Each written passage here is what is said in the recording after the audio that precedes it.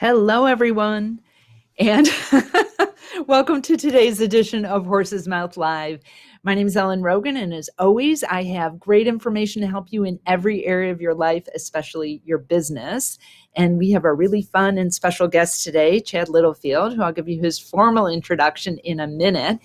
Chad and I met through the Thought Leaders Business School, which is a program we're in, and I've been at many of sessions that Chad's led, and he is a master of engagement and wonderful questions. I know he'll talk about this, but he's created a deck of questions that I've been using in the Extraordinary Advisor Masterclass, which are really great. And so I wanted Chad to come on and talk about how do we create connection before we share our content as financial advisors in amazing ways to really build trust, and what kinds of questions should we ask? And so that's all the wonderful things that we'll get to talk about with Chad today. Let me give you a little bit about his background. Chad Littlefield is the co-founder and chief experience officer of We and Me, and it's an organization whose mission is to create conversations that really matter. Leaders call Chad when they want to amplify the connection in their teams, belonging and trust within an organization. He's created an unbelievable library of content on YouTube about how to be doing this virtually now. And I've spent a lot of time watching his videos. We'll give you the link later to make sure you know how to find those. He's written several books. The Pocket Guide of Facilitating Human Connections, his most recent book, which is an Amazon #1 bestseller, is Ask Powerful Questions, Create Conversations That Matter, besides creating these card decks, which are fabulous. I'll just do your slideshow, Ellen. You can add your share. Oh, okay. Thanks. See, holding things up. Welcome, Chad. I'm so happy to have you here.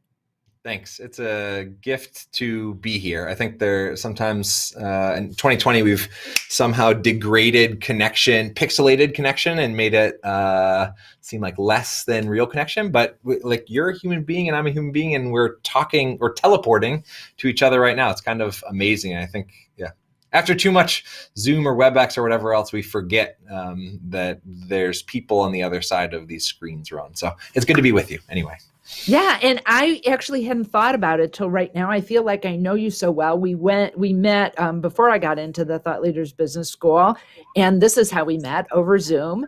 And it never occurred to me till just this moment that I've actually never met you in person. So those connections are really fabulous. Not as great as if you can meet someone in person, but pretty darn good. Well, so, at some point we'll meet in person and we'll have proof that each other have legs, and there will be some magical thing that will happen in the world. Like, wow, this is weird. Yeah, I think I'd be curious to know the quantity of connections we've made with people that may actually never land as an in-person connection, and then that's normal, right? Actually, is going to become more and more normal, even post-pandemic.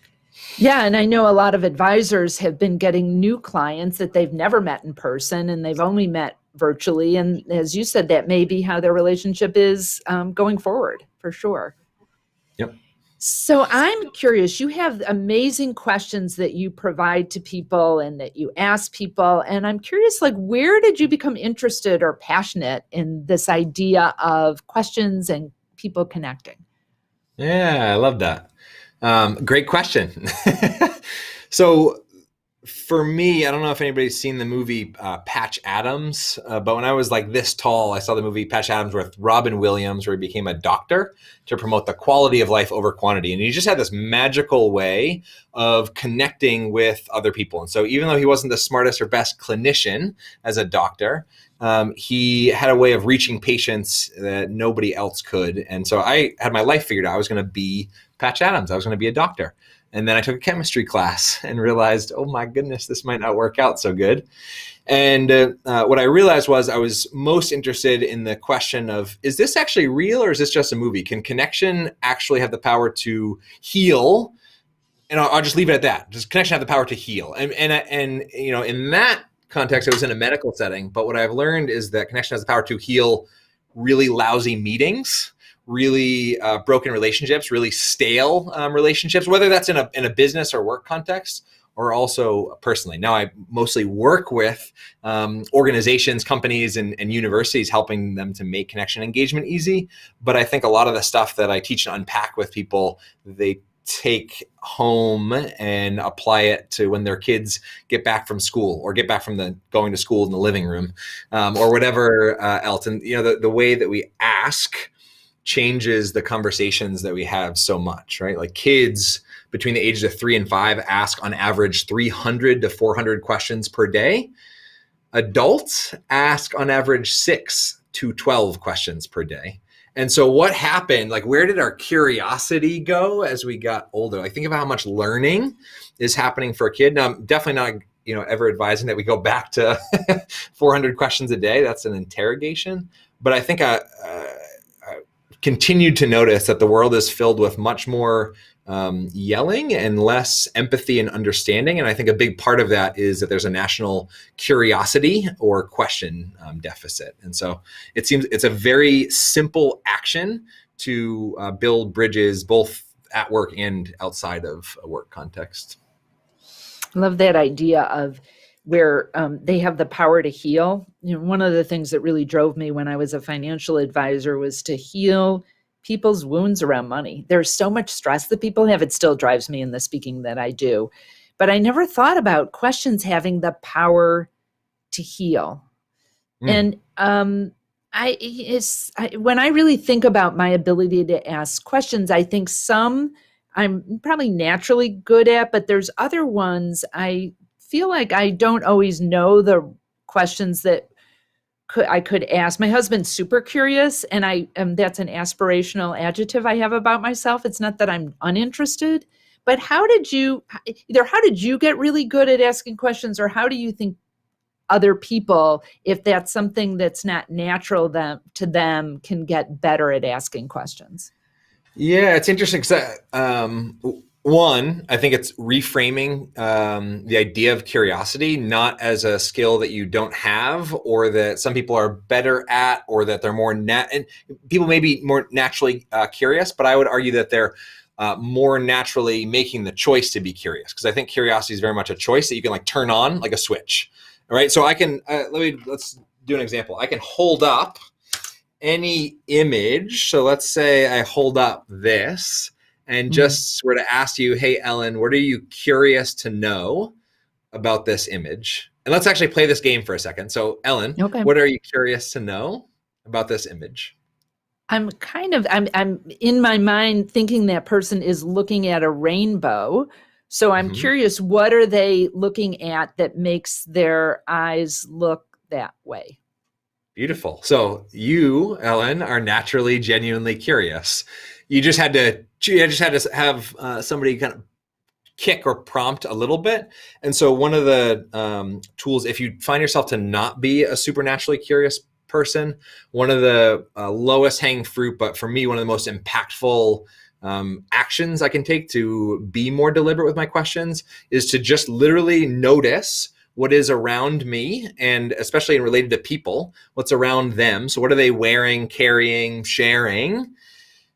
And what am I naturally curious about that? So I notice it, I wonder about it, and then I ask a question. So for me, that's a really low-hanging fruit way to find curiosity. I just held up this random thing, but you could also be curious about anything that you see right here in this space when you're actually with somebody in person. I call this like the awkward elevator tool, because it's a way to comfortably and relatively safely, I say relatively because there's always risk in human connection. The outcome is always uncertain, but even in an elevator, if I were to pay attention to what I was curious about, and somebody was wearing a shirt that had a message that I was curious about, and I were to ask them, hey, I know this is a bit odd, but I'm curious, what's the story behind that shirt?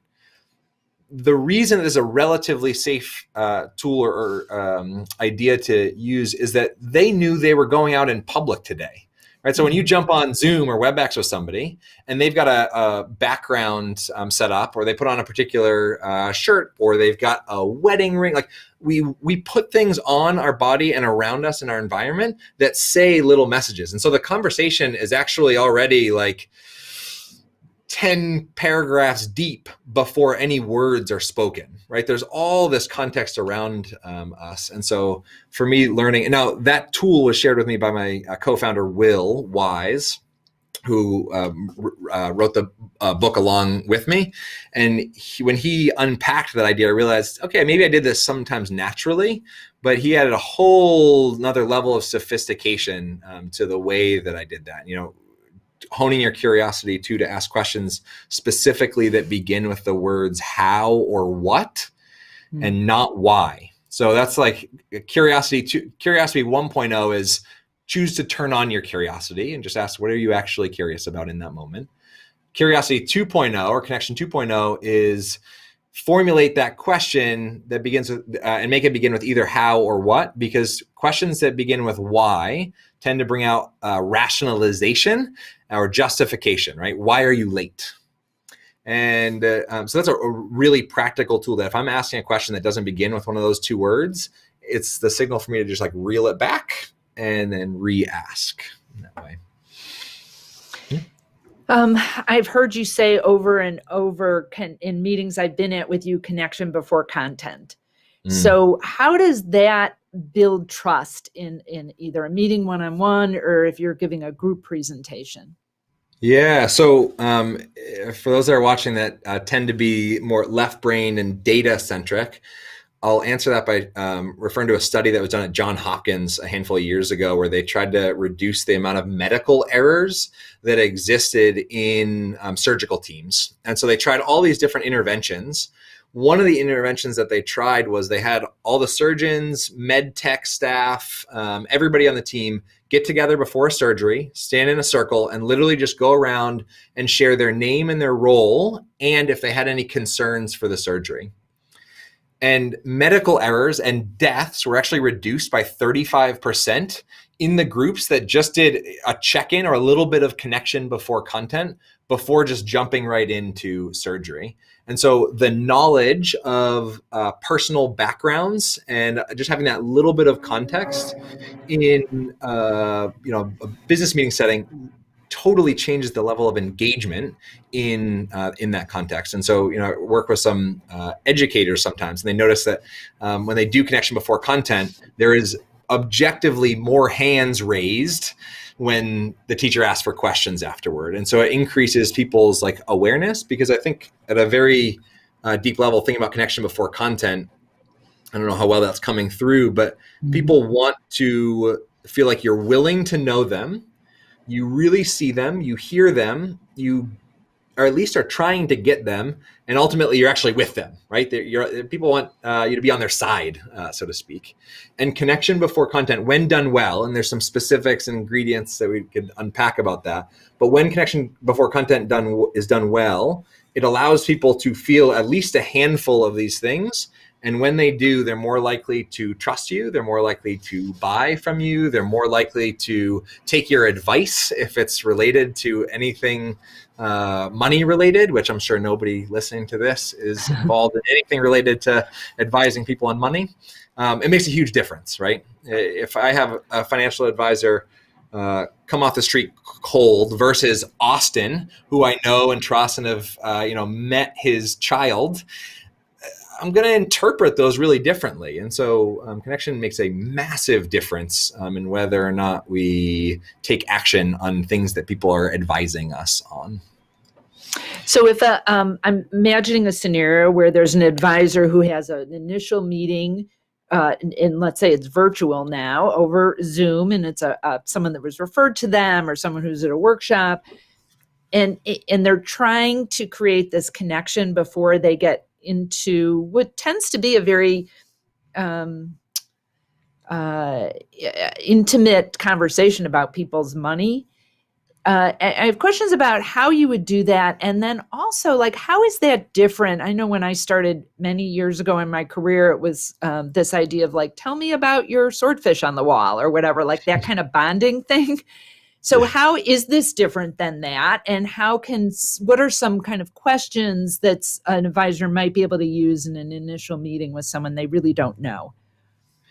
Yeah, so there's two really important distinctions. So that example that I gave of, like, tell me about the swordfish on the wall that you just shared, or asking a curiosity based on what you see in somebody's environment, that can be really fruitful, but I wouldn't actually say that's connection before content necessarily. For me, connection before content actually has to meet three criteria.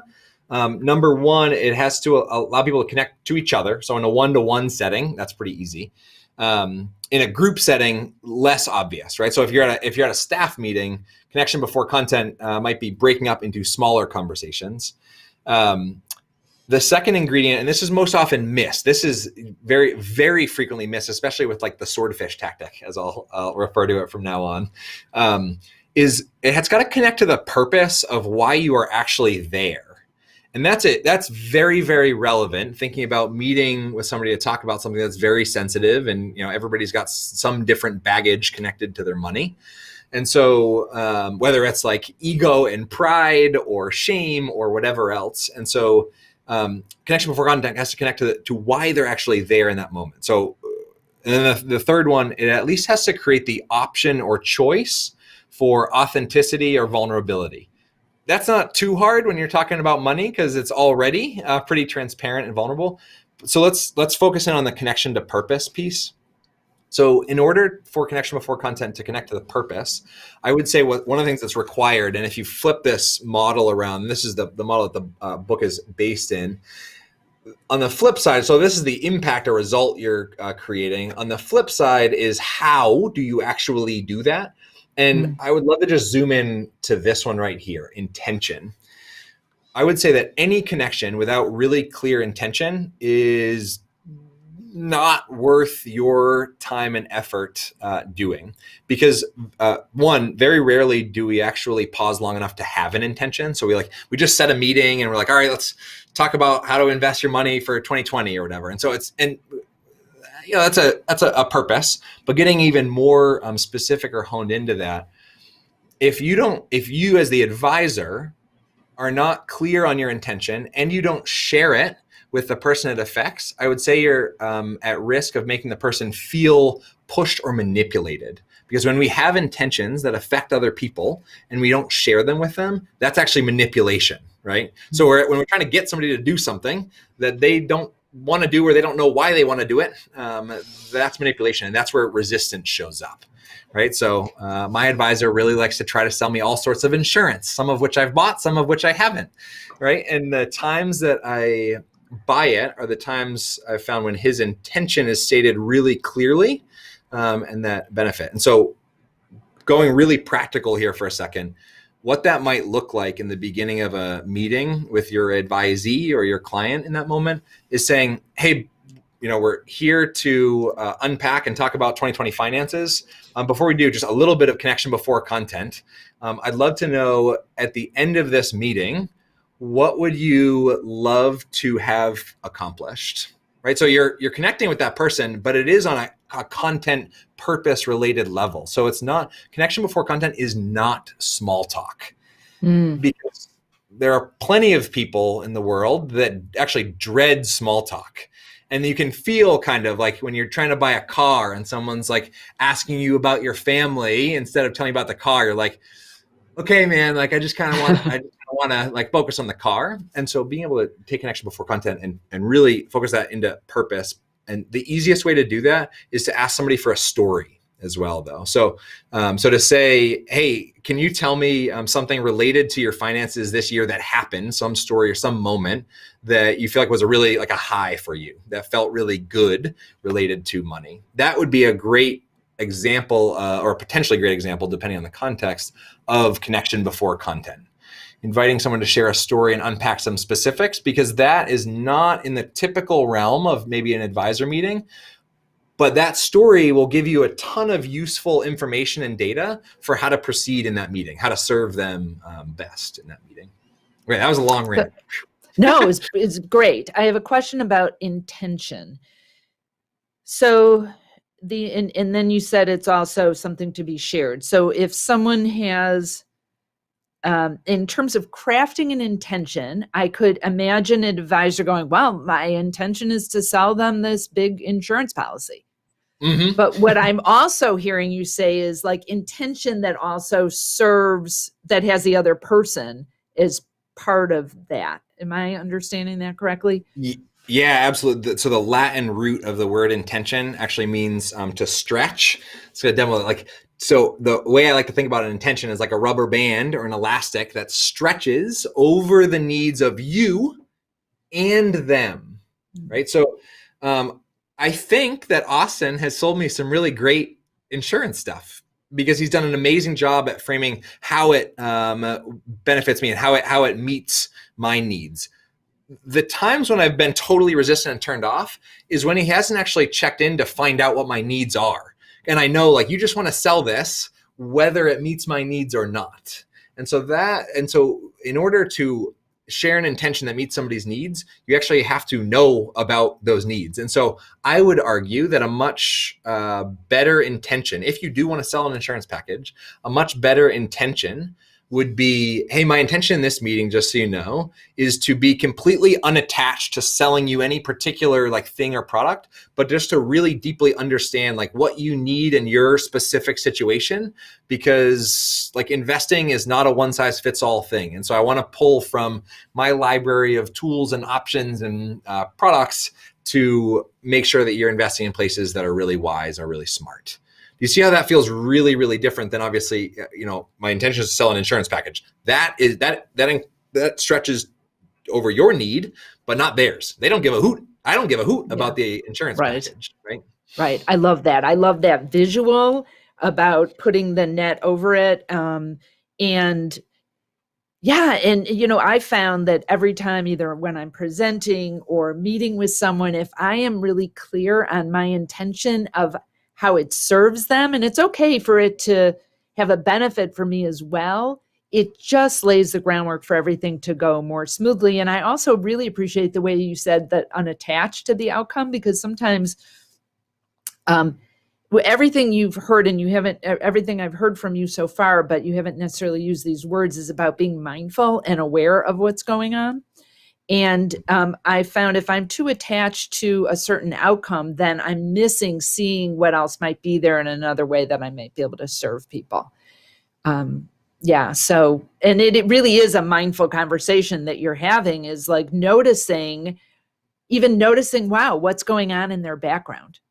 It's just being, or in the elevator. Because it takes someone to be out of their head and into really what's going on in the present moment to be able to ask those kind of questions or be aware. Yeah, and I think when you're not really conscious or present, you have no choice about what you can do with it. One of the things I've realized recently is that conversation is exponential. We just often don't leverage that fact. And so what I mean by that is when someone shares a story, you may learn a dozen different things, right? They might be subtle or small things, but if you were to make a list, if you were to hear, somebody share a story for 30 seconds to 60 seconds, and you were to make a list of all the things that you learned about them or about their context in that, you could get to a dozen easily, most likely, unless it was a really crappy story.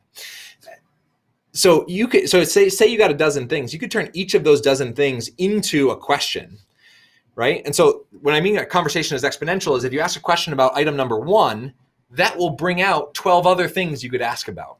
And so I think being a really great other-centric connector is paying attention to following your curiosity while also being deeply empathetic of what is benefiting them, right? So you're not like, your goal is not to ask like manipulative leading questions somewhere. That feels terrible.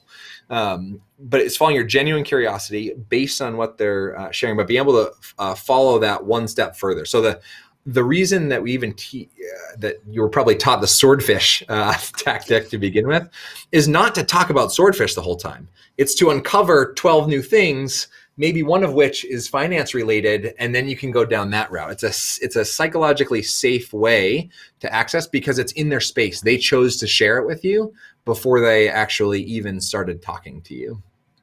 Yeah, I doubt the swordfish thing was for that. I think it's giving it too much credit. It was really old school. It was like, okay, how do we bond? How do we find this thing that we're bonding? It was not as thoughtful as all the things you're sharing with us. So tell us more about how you think advisors, whether it's from your own experience with your advisor or asking these questions, how like what you do really overlaps with advisors really doing their best work with clients and not only building that relationship and trust, but ultimately serving them well.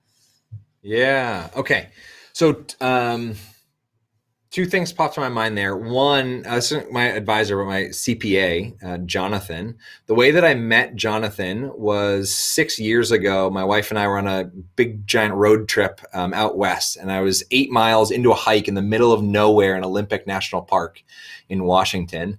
And I didn't see a single soul the entire trip, except for one person at the very end of the hike. And we ended up chatting, and it turned out we were living in Asheville, North Carolina at the time. And it turned out that they lived a mile away from us in Asheville. And somehow I met him thousands of miles from that point. I didn't even care if he was a good CPA or not. That was too cool of a connection. I was like, this is too easy. This is too wonderful. It's done. Right. And I've been paying him for the last 6 years to do our books. And it's worked out great. But I think that sometimes recognizing that sometimes small connections do make a very big difference, a very big differentiator. Now, that said, as you like move on, I'm getting a little bit more picky now. I was like, okay, it was nice meeting you on the mountain, but let me find like who's the best CPA. So obviously there's that element in that search as well. The other thing that I'll share related to what advisors can do, or what Austin, as our financial advisor, has done for me, is the more transparent Austin is, and the more transparent I sense Austin is being, the more trusting I'm feeling.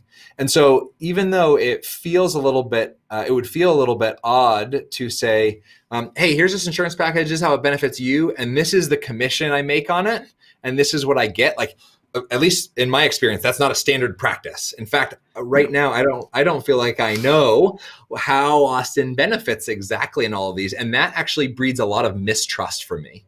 And so I would rather Austin state an intention up front to say, hey, obviously I'm helping you out and doing all of this because I benefit and get a commission. And so with everything that I share, I'd love to, if you care to know, I'd be happy to share, or happy to share, how I get a cut from this, because I want, you're being super raw by giving me your bank account and all of your finances. And so I want to be super transparent and raw with you. Now, I don't know if that creates a really intense reaction for some advisors, but I know for me, any lack of transparency increases my mistrust or my distrust. And so maybe you don't be that transparent, but my question to you would be, how can you be more transparent than you're currently being? And that's only for me. That's a 2 cents. That's written nowhere in a book. I got no research for that. That's just personally my experience with Austin. The more transparent he's being, the more comfortable I am. And the less I actually care to even know about the details of whatever package. And the more I'm like, sure, let's do it. Sounds good. Mm-hmm. Yeah. And actually, at first I was like, oh, that would be hard. And it depends on what someone's involved in. But I think actually the industry is going more that way because it had been so not transparent for so long. And I think that's really interesting. Well, I think maybe that a quick question for you, Ellen, or anybody listening. I thought that Australia actually passed some legislation that requires your advisor to like send you a document, or basically a summary of what they made off of you essentially that year. Yeah. And there's some ways that happens here, but I think insurance might not be the best example of that. Some of the investment management fees, all of that is very easy. I don't know about easy, but it's disclosed. Gotcha. Gosh, this is so great. So Chad, I want to make sure any of you out there watching or listening that do anything in terms of virtual meetings, please check out, Chad, how do they find your videos? I just learned before we got started with the show that Chad's every day for a year doing a new video, which is amazing. And they're all so good. I've watched many of them. So if people are looking for those on YouTube, they want to be a better presenter online, they want to know some tips for engagement, how do they first find that?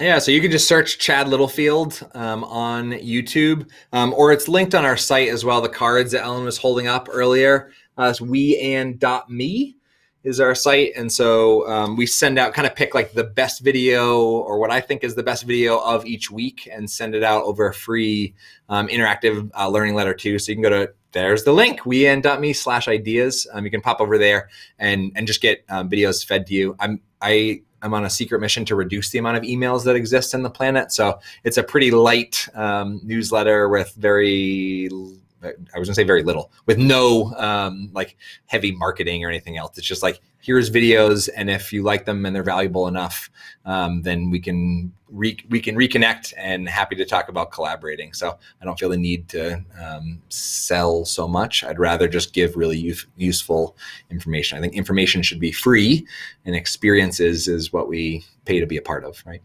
Yeah, and you lead amazing experiences. And I did buy my card deck. Oops, I'm doing the wrong thing. Thank you. On Chad's site, and I've been using these in the Extraordinary Advisor Program. I'm using them in other workshops that I'm doing, so they're fabulous. And it would be fun for at home too, like just pulling a card and having a conversation with your family.